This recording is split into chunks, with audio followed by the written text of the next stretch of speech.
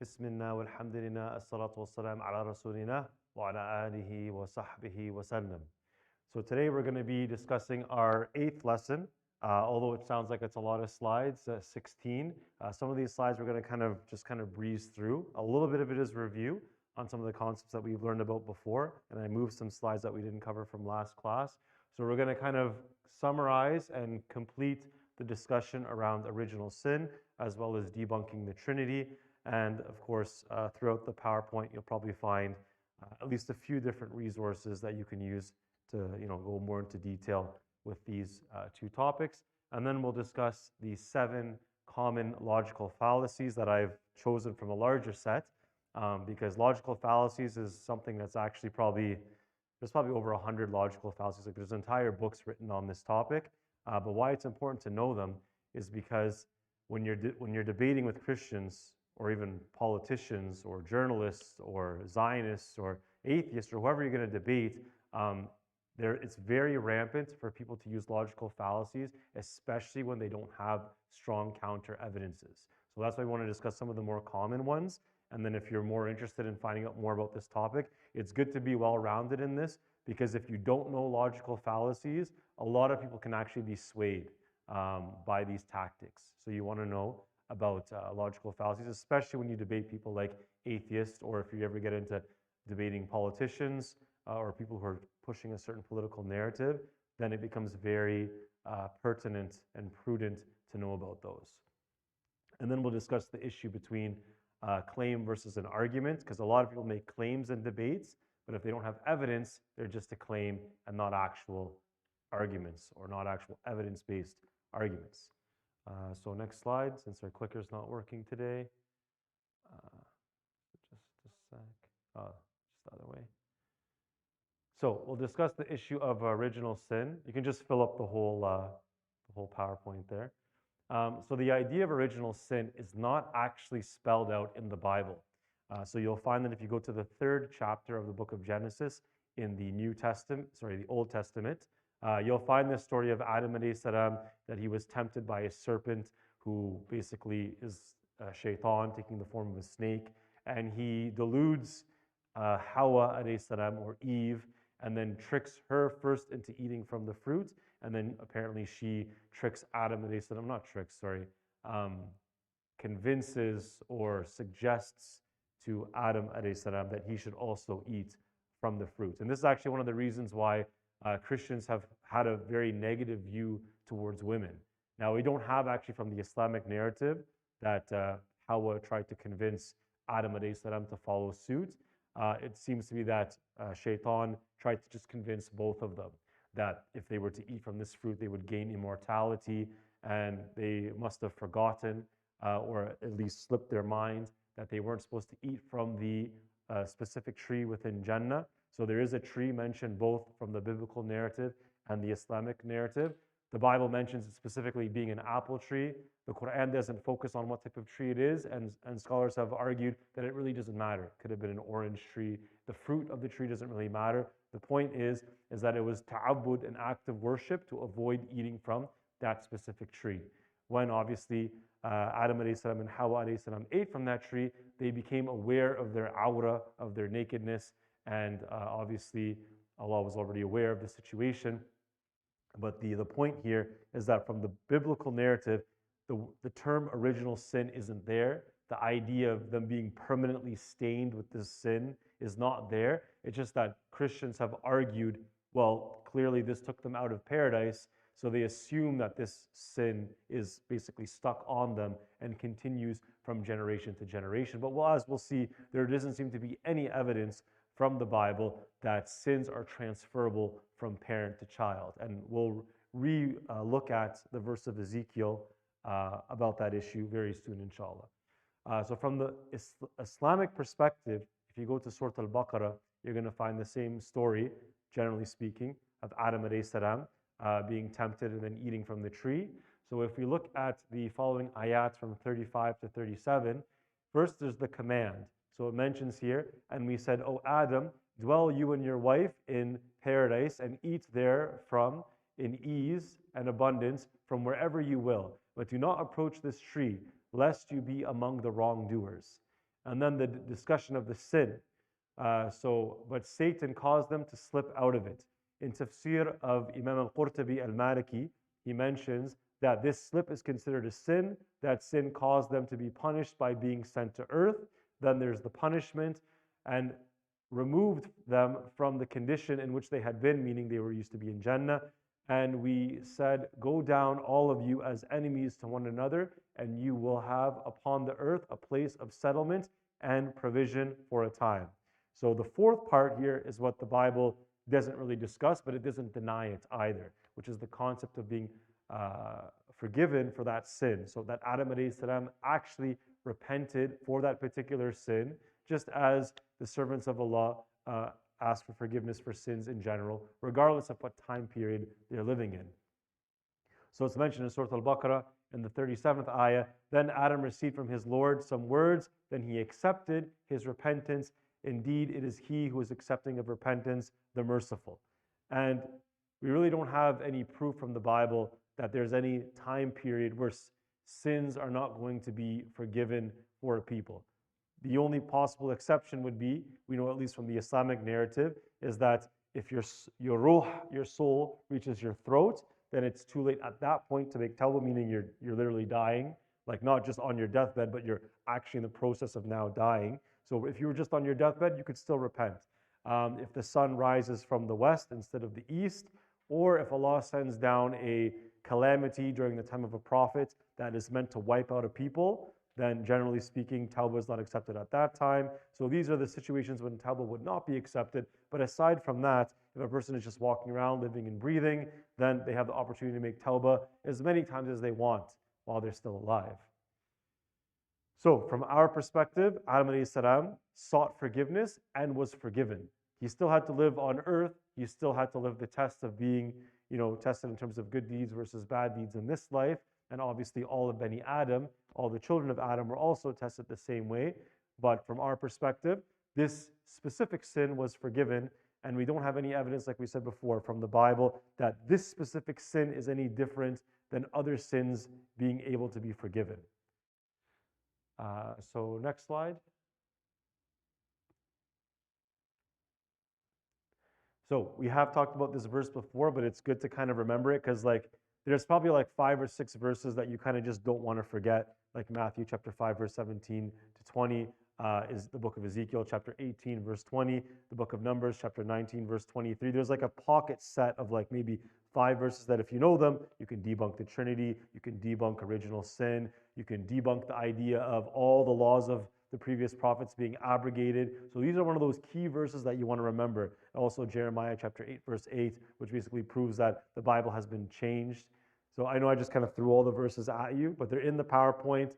We might look at them at another time again. And also if you guys just review, you'll see that I've specifically focused on a certain number of verses, and you don't need to know the whole Bible, from Genesis all the way to the book of Revelation.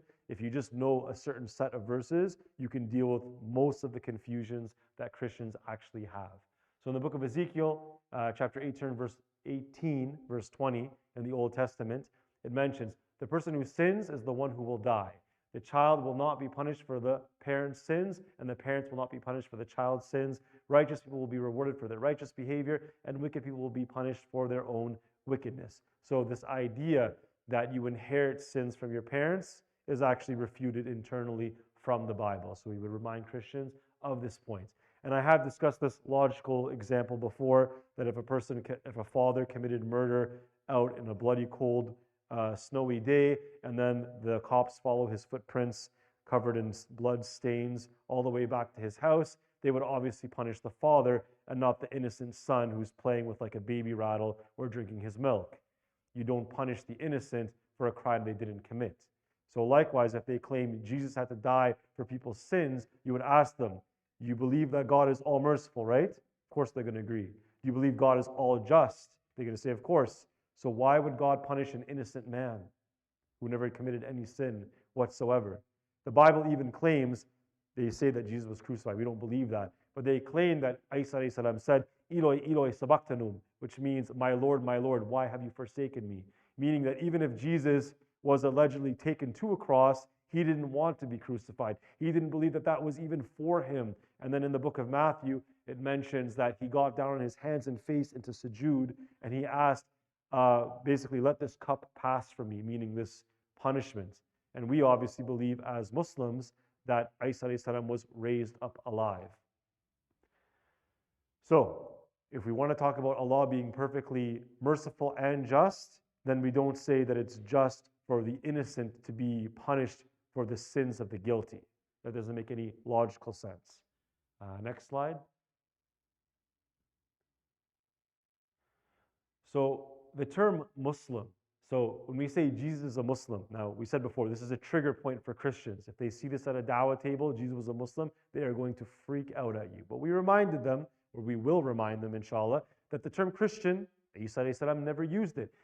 The term Christian was used by Paul at the city of Antioch. He called his specific followers of Christianity Christians, and it wasn't used before that by Isa alayhi salam. Also, Isa alayhi salam said, I was only sent to the lost sheep of Israel, or the lost children of Israel. So he didn't even try to spread his message to all of humanity. So he didn't spread his message to the Gentiles, which Paul did. So he contradicted Isa alayhi salam in that aspect as well. But when we say the word Muslim, you should all know by this point that when we add the word mu, or basically meme with a dhamma, but for when you're speaking to somebody who doesn't know any Arabic, you just say, we add the word mu in front of things to mean that that person has that adjective or that characteristic. So a musafir is a person who does safar, who travels. A mu'adhin is a person who gives adhan. A Muslim is a person who performs submission to Allah. A person who submits their will to Allah and follows the religion of Islam, which means submission. Islam means submission. And do you know of any prophet that didn't submit their will to God? It defeats the purpose of what they came to bring. They came to show people how to submit their will to God. Also, if we go back to earlier prophets, like Musa alayhi salam, do you think that he called his followers the followers of Judaism? He didn't. He actually told them to submit their will to God. So actually all the prophets, including Musa alayhi salam and Isa alayhi salam, told people to submit their will to God. One time, a Jewish Pharisee, or just one of the people who were coming to question Isa alayhi salam in the New Testament said, Master, or a good teacher, what is the greatest commandment? So Isa alayhi salam responds by saying, to love God with all your heart, with all your mind, and with all your soul. And the only way you can actually love somebody is if you prove it, not just in terms of lip service, but you actually do something to show that you love them. It doesn't make sense that a person claims to love God, but then they insult God or they disobey Him on a regular basis. It would be like if you had, for example, a friend from school, and then every day you make fun of them, you backbite them, you try to make their life difficult, you bully them. Like, what kind of friendship is that? So people who claim to love something, they need to show that they actually honor that entity. And if that entity is saying, you need to do this, this, and this, and this to earn my love, then you actually have to show some sincerity and perform certain actions to prove that you actually love somebody. So in the case of Islam, that submission is how you actually prove that you love God. And this term Muslim means a person who submits. And did all the prophets submit their will to God? They most certainly did. And did they use other terms like follower of Judaism or follower of Christianity? Not the prophets. People after them, that's a different story. But if we say the prophets specifically, then they told people to submit their will to God, which means that they were all Muslim. And it's really important for them to understand. When they understand that, then it's kind of like a light bulb moment. We're all, oh wow, all the prophets have the same message and they're all saying the same thing, and so it's all one narrative. It is, and it's really that simple. And then hopefully they have an epiphany, a realization that, wow, the message for salvation is really simple, is really easy to understand. Anybody could understand it. And then hopefully, if they're sincere, they'll accept Islam. If you want them to get engaged with learning the Islamic narrative of the story of Maryam alayhi salam and Isa alayhi salam, then we're not going to go through the verses today, but I just have them on the screen in green, that if they look towards Surah Ali Imran, chapter 3, ayats 45 to 52, and Surah Maryam, chapter 19, verses 16 to 37. This will help them to connect with Kalam Allah, with the actual words of Allah, and seeing what is the Islamic perspective of Isa alayhi salam and Maryam alayhi salam. They'll understand Isa alayhi salam was born of a Virgin Mary, that he was able to speak from the cradle. Basically, as a baby, he could speak. He said, Inni Abdullah, that I am a servant of God. So they can help to actually connect with the message of the Quran, and they'll realize the purity of that message. And then when it comes to the issue of the Sharia, we have talked about this before, but just to remember, these are one of those like 5 major verses that you want to keep in your pocket when you're discussing with Christians. So I'm just going to kind of gloss over just parts of it. So as we said before, the book of Matthew, chapter 5, verse 17 to 20, it's really verse 17 and 20 that is the most important. Because verse 17 says that Isa alayhi salam said, do you not think that I've come to abolish the law of the prophets?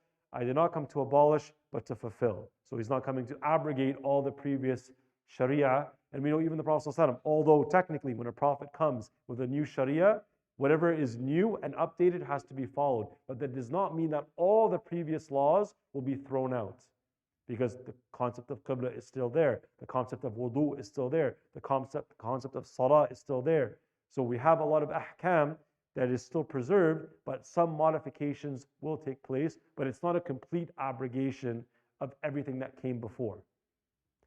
And then verse 20, for I say to you that unless your righteousness surpasses that of the scribes and Pharisees, meaning the Jewish ulama, you will not enter the kingdom of heaven. So, clear statement from Isa alayhi salam that if you want to enter Jannah, you need Iman wa amilu salihat. Just like in Surah Al-Asr, you need both. You need to believe in Allah and you need to do good deeds. So the same message from one prophet to the next. Isa alayhi salam is saying the same thing that Prophet Muhammad is saying, and just like the previous prophets, like Musa alayhi salam, Dawood alayhi salam, Sulaiman alayhi salam, Adam alayhi salam, all the prophets, same story. Next slide. So this is going to be our final boxing round of debunking the Trinity. I think he's going to be completely knocked out probably by the first verse. But just so you know, there are plenty of evidences for debunking the Trinity. And we also mentioned a website before. It said either 70 verses that prove Jesus is literally not God or 90 verses. It's either 70 or 90. It's a quick Google search away. There's a couple websites that still have it online. But these are some of the examples. One of the top examples that I use is the one at the top, which is Numbers chapter 23, verse 19. God is not a man that he should lie, nor a son of man that he should repent. Now, what's interesting about Isa alayhi salam is he referred to himself as being the son of man in the New Testament. And God allegedly is saying here in the Old Testament that he's not the son of man. So Jesus is saying, I am the Son of Man, and God is saying, I'm not the Son of Man. So how can you say that they're the same? It's like one is saying, I'm God, the other one's saying, I'm clearly not God. So you can't equate the two.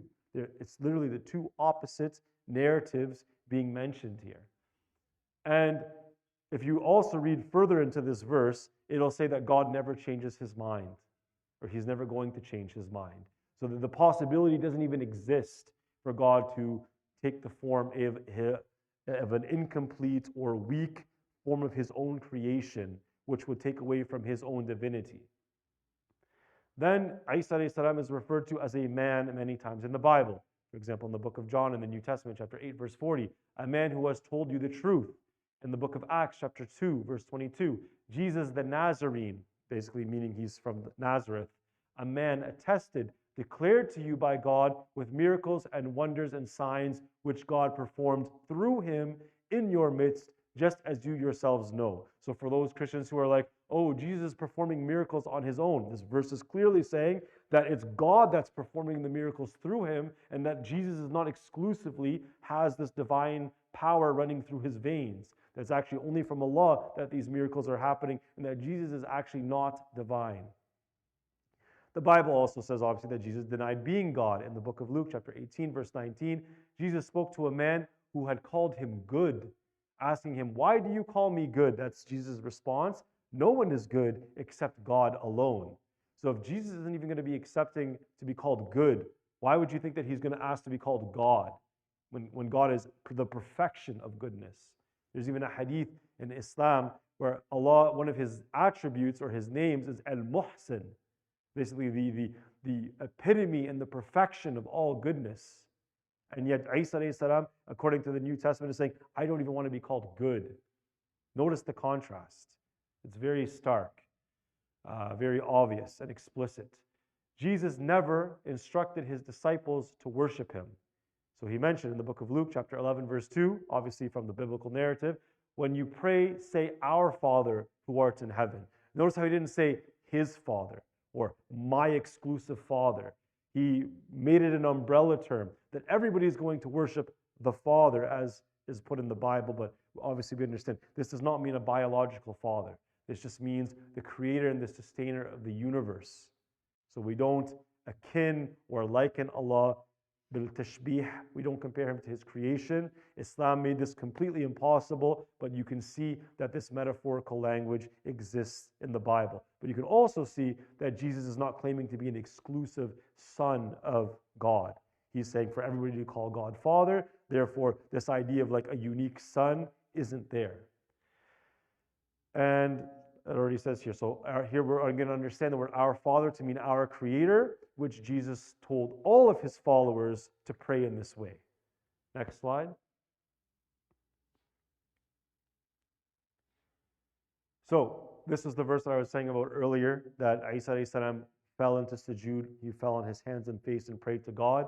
So this is in the book of Matthew, chapter 26, verse 39. It says, He fell with His face to the ground and prayed, My Father. So obviously, if you're praying to someone else, are you God? What was the purpose of praying to someone else if you also are secretly God at the same time? It doesn't make any sense. And if you ask a Christian, if Jesus was God, then why didn't He ask people to worship Him? And then why did He pray to God if He was God? So obviously, when you make the condition that this discussion is going to be based on logic, you're going to win every time. When it comes to worship, you don't want to get into that, because when it comes to, like, for example, what is the logic behind praying 4 rakat in Salat al-Dhuhr, Asr and Isha? Some things, when it comes to fiqh and ibadat, we don't use mantaq.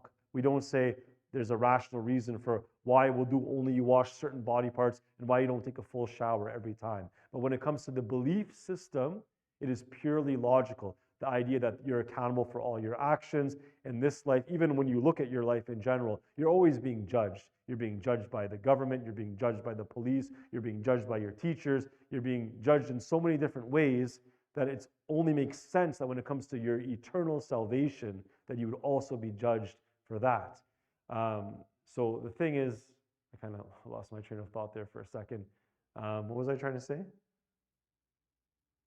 I kind of just, it slipped my mind. But the point here is that you're being held accountable for everything. Oh yeah, logic. So when it comes to the belief system, Islam, the belief system itself is completely logical.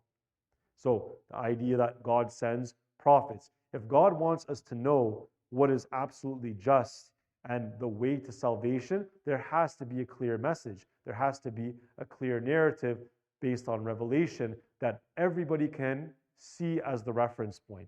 If it was based on our own relative assumptions, if you ask any, as they say, Tom, Dick, and Harry, if you ask any three random people walking around, they're going to give you different answers as to how to live your life, unless it's based on revelation. And also over time and location, people also differ on what's morally right and wrong. So the only way to actually make it obvious of the correct understanding of how to live your life, God either has to speak to us directly or He has to send a messenger.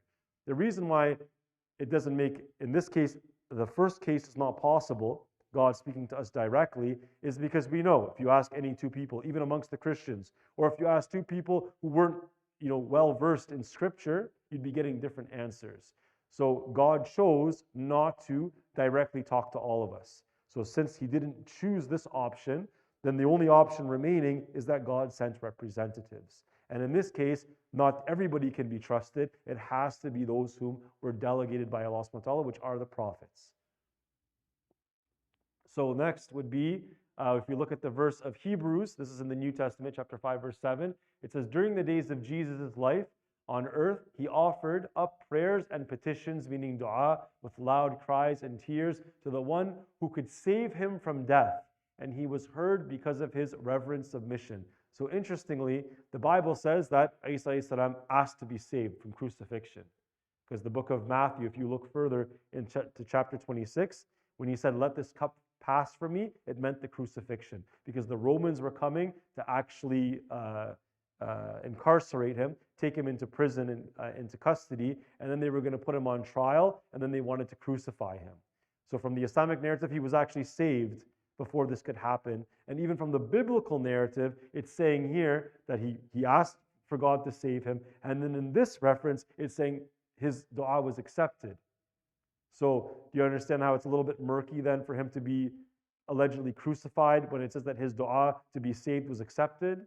That means that he wasn't crucified, which is basically what Islam is saying then. وَمَا قَتِلُوا وَمَا صَلِبُوا. He was not killed, nor was he crucified. If we look in the book of Acts, chapter 2, verse 22, it says, "Men of Israel, listen to this.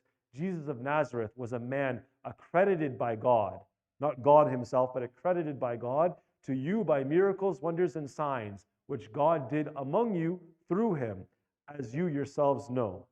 And then Peter, who's considered one of the al-Hawariyun, the disciples or the Sahaba of Isa alayhi salam, Peter says that Jesus was a servant of God, which is confirmed in the book of Matthew, chapter 12, verse 18. So we have the Hawariyun understanding that Isa alayhi salam is Abdullah, a servant of Allah, not God himself, or not God's literal son. The God of Abraham, Isaac, and Jacob, the God of our fathers, has glorified his servant Jesus, still mentioned in the English rendering of this text. So if you take the English translation of the Bible, Acts chapter 3, verse 13, Jesus is being referred to as a servant. Can God be his own servant? Is God a servant of himself?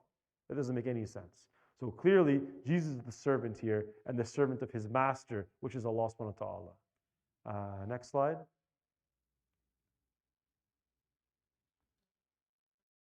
Is it frozen? Maybe it just needs another. There we go. So more evidences.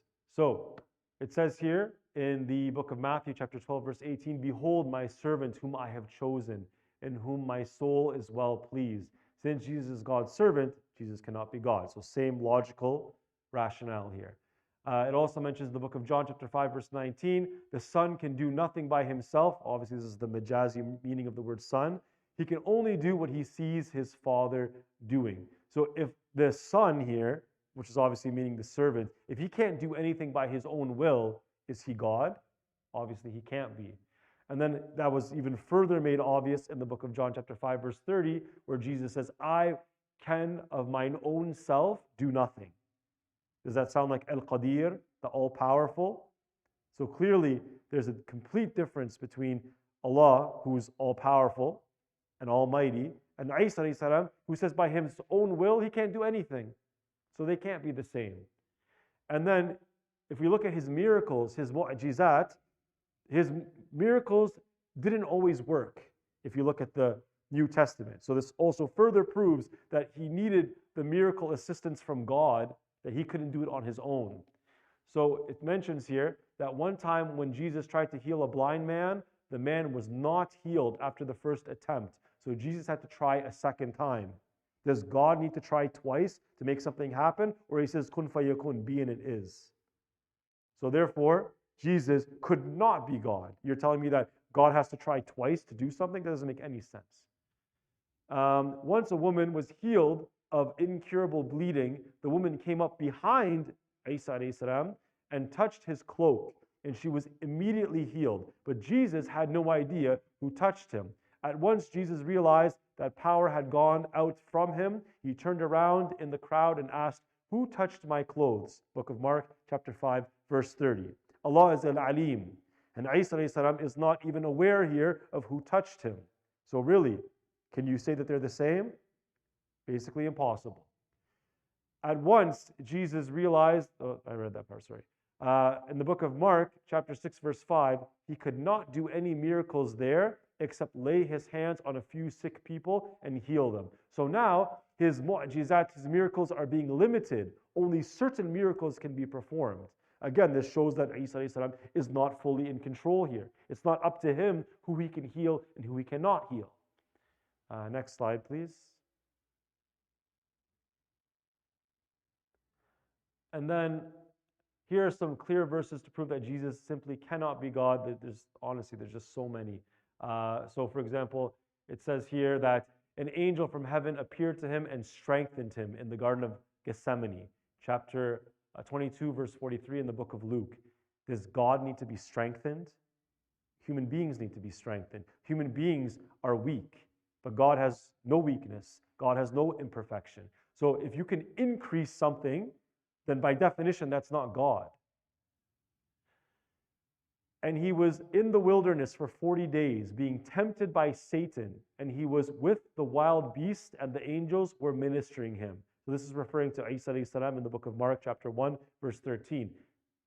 Could God be tempted by Satan? Could God be overpowered by Satan? Does God need assistance from angels to do anything? No, he doesn't. Even though Allah made angels, he doesn't actually need them to do anything. He created them, he gave them a purpose, but those angels themselves don't even exist except by the permission of Allah. وَلَا حَوْلَ وَلَا قُوَّةَ إِلَّا بِاللَّهِ. There's no movement and there's no power in this universe except by the will of Allah subhanahu wa ta'ala. The Bible says that Jesus wanted God's will to be done, not his own will. So when you claim that somebody is the same as someone else, then you mean that they have the same will. They make the same decisions. There's no difference in the decision-making process. But for Jesus to say that he wants God's will to be done, that means he's not talking about himself. He's talking about someone else's will. Therefore, they cannot be the same person. So in the book of Luke, chapter 22, verse 42, it says, not my will, but yours be done. So therefore, Jesus is saying he wants God's will to be done, not his own will. And then he says, I do not seek my own will, but the will of him who sent me. And for Jesus to be sent means he cannot be the one who sent him. You cannot be sent by someone and be the same person. It's impossible. The Bible also says that Jesus grew in his wisdom and his learning. So Allah is Al-Alim, all-knowing at all times. There's never any imperfection in his knowledge. He knows the past, present, and future without any deficiencies. Yet Isa alayhi salam increased in his knowledge, therefore he cannot be God.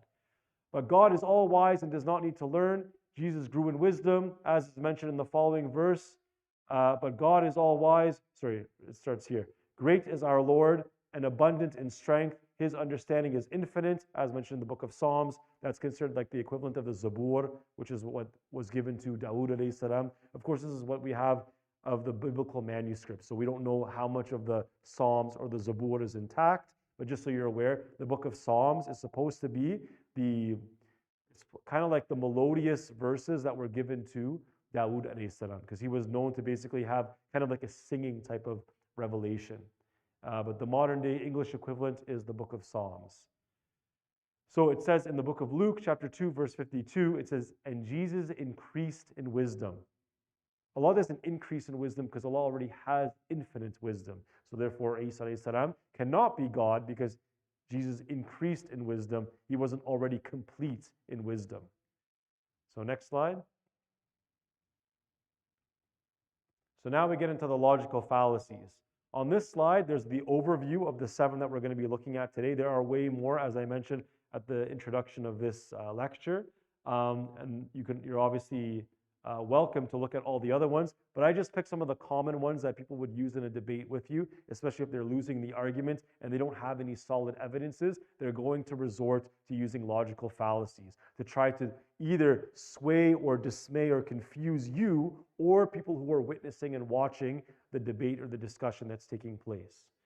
So one of the most obvious ones, it's used in religious debates as well as in politics, is the ad hominem argument. So you attack a person's character rather than their argument. So for example, if when you were like 12 years old, you stole a candy from the candy store, they're going to say, remember when you stole a candy when you were 12 years old? So how can anything that you say now be considered truthful? Now the person could have like a PhD in neuroscience, and he could be talking about the anatomy of the neuron, and you're telling me that because when he was 12 he made one mistake, he can't talk about the anatomy of a neuron cell?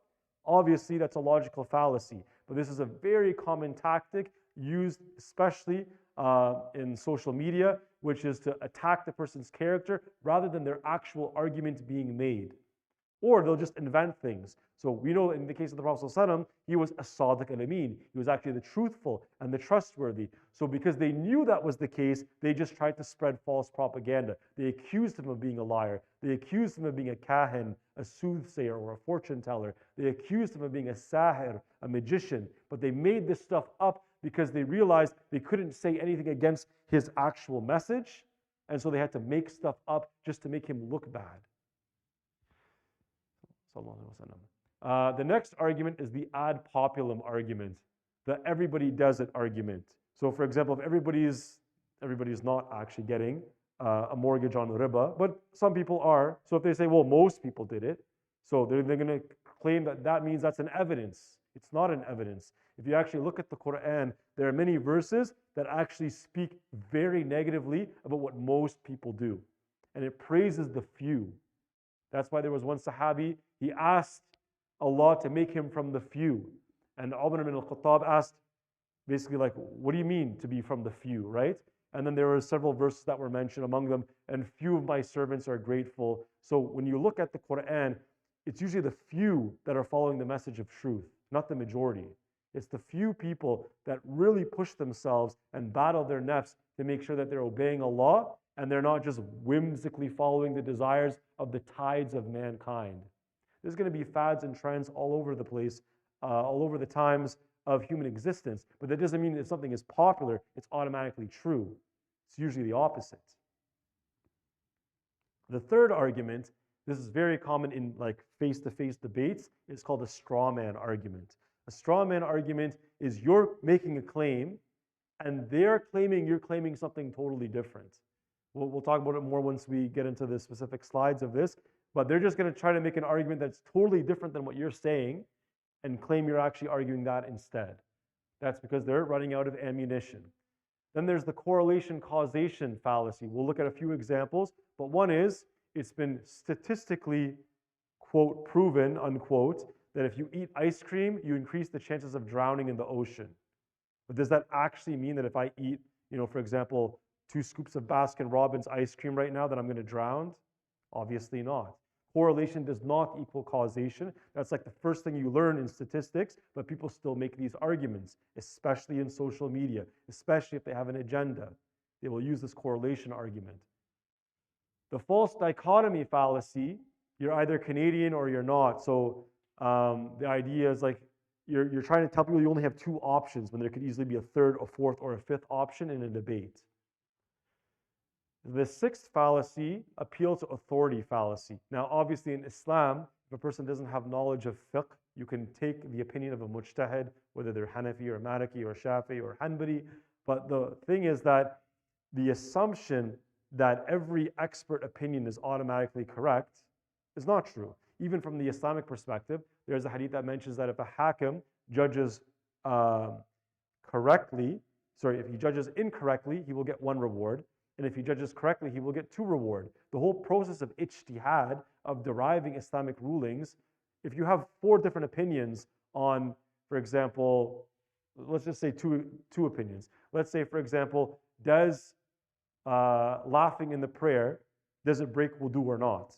Now, according to the majority, the Malikis, the Shafis, the Hanbalis, absolutely not. There's no clear evidence that is authentic that says that if you laugh in your prayer, you've lost your wudu.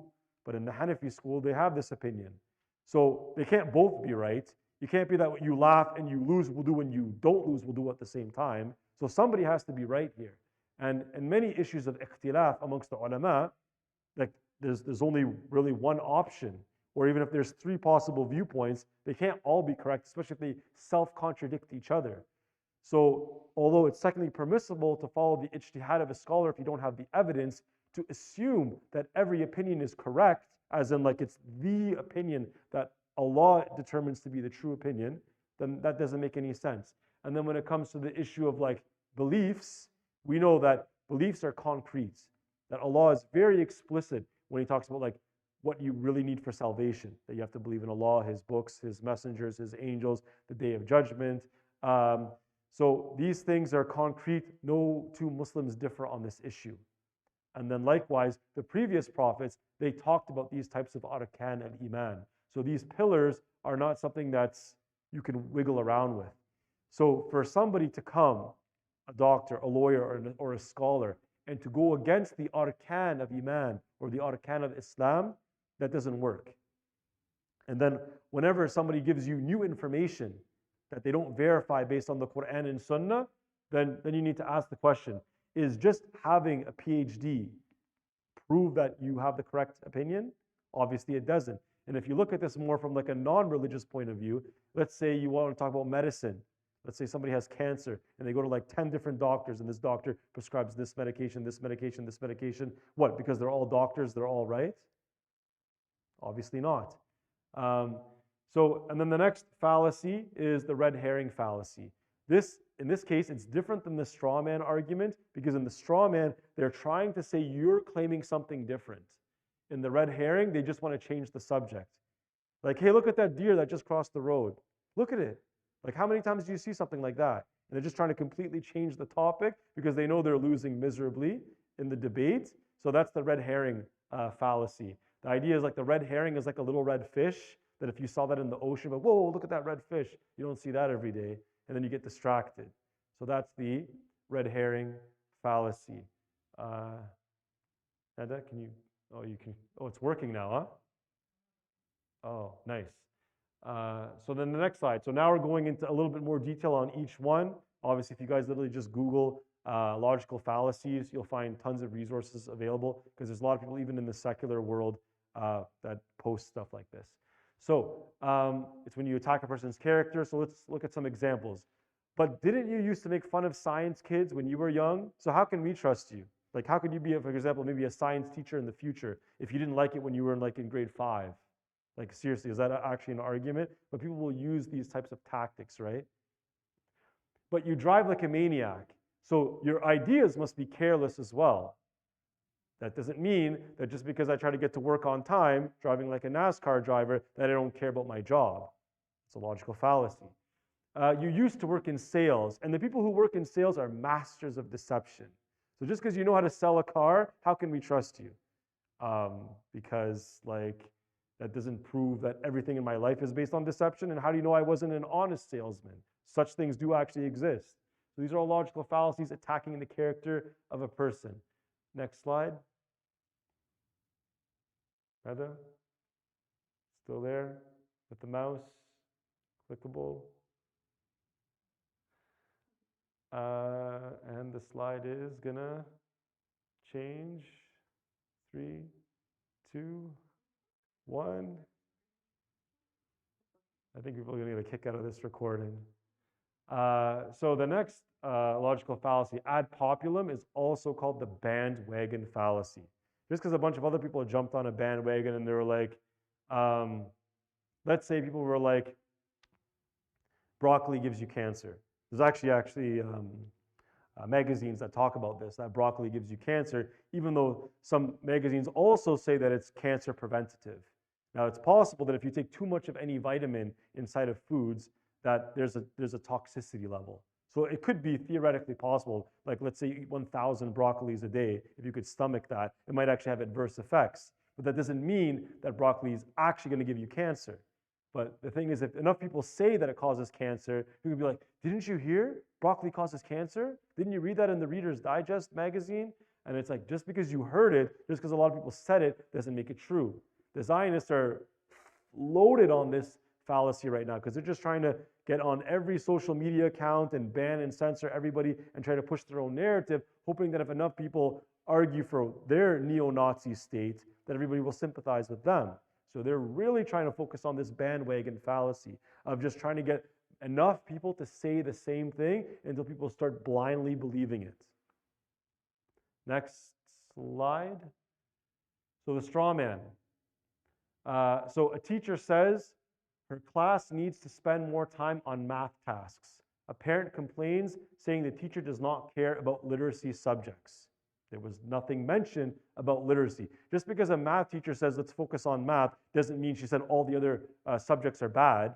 So as you can see, they're trying to attack the teacher on another angle. And they're making assumptions, and they're claiming she said something she didn't say. So this is the straw man fallacy. Another scenario, a parent doesn't let their daughter to go to a party. The daughter responds, "Why do you hate me?" First of all, how do you know that they just didn't want you to go to the party for your own good? What does that mean? What does that have to do with hatred? It has nothing to do with hatred. So they're trying to make another argument. Now, it's possible that maybe the parent didn't like the daughter, but it's also extremely likely that the other possibility is true. So you didn't actually prove this claim. So the straw man fallacy, the idea is it's like you made a little straw man beside the true argument, and because the straw man is weak, you can set it on fire, you can kick it, and then the straw man will fall down. The idea is that the straw man is supposed to be another argument that's very weak and easy to defeat. That's why people use this tactic. And if you don't realize it, then people could fall for this trap. What do you do when people throw a logical fallacy at you? You call them out on it. You tell them this is an ad hominem fallacy, this is a ad populum fallacy, this is a straw man argument. You let them know. You expose them. Why do you do that? One, you're actually doing them a favor. Maybe they didn't even realize it. Sometimes it's unintentional. People doing logical fallacies, they do it without even realizing it. But you also need to clarify to them, because if people are witnessing the same debate or discussion, you want to make sure that they're not confused by these flimsy logical fallacies. Next slide. So correlation does not equal causation. Watching violent cartoons encourages violence. Therefore, all children who watch such cartoons will be violent in schools. So pretty sure almost every kid has watched something that's violent in their life, but that doesn't mean that even 90% of them get suspended in schools. So you can't actually make this assumption that just because you've seen an act of violence in your life, therefore you're going to be violent. If you, for example, saw a cartoon of a man flying over a building, does that mean that if you jump off the building, you're going to start flying too? Like, you can't make these kind of assumptions. So you've got to be careful about correlation. It does not prove causation. Eating meat that has low-density lipoproteins, this is considered like the bad cholesterol. It's associated with having a heart attack. Does that mean you will get a heart attack if you eat meat? Absolutely not. Many people on this planet have died eating tons of meat, even more meat than the modern-day Canadian-American diet, and have not died from a heart attack.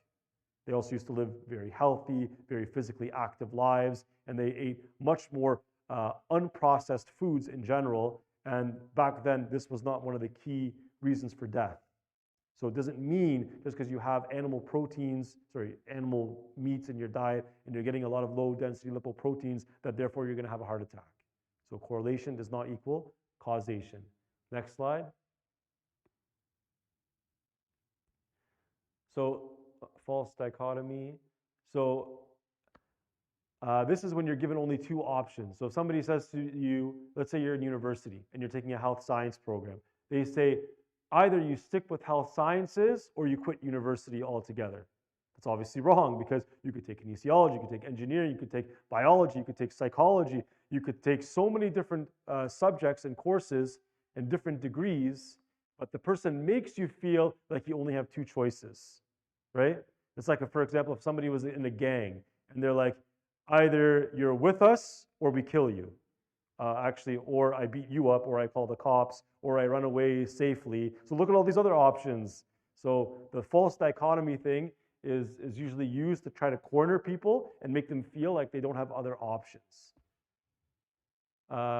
If the government tells you, for example, let's see here, you're either with us or against us. You might agree with some things that the government says and not agree with many other things. So you can't really be boxed into option 1 and 2, and people should be able to realize that this is a logical fallacy. Next slide. Appeal to authority. So this is the idea, like if the doctor or the lawyer or professional says something is true, you should just assume that it's correct. Obviously, there's a lot of problems with this. Let's look at some examples. Switch to Dentifresh Ultra White, the toothpaste recommended by 9 out of 10 dentists. Our advanced formula is the secret to a radiant smile and optimal gum health. Now, as nice as that might sound, those 9 out of 10 dentists might be frauds. Those 9 out of 10 dentists might just be from a specific location. Those 9 out of 10 dentists might, Yani maybe the toothpaste is okay, but it doesn't mean that there isn't a better alternative.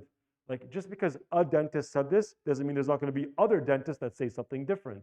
And there are.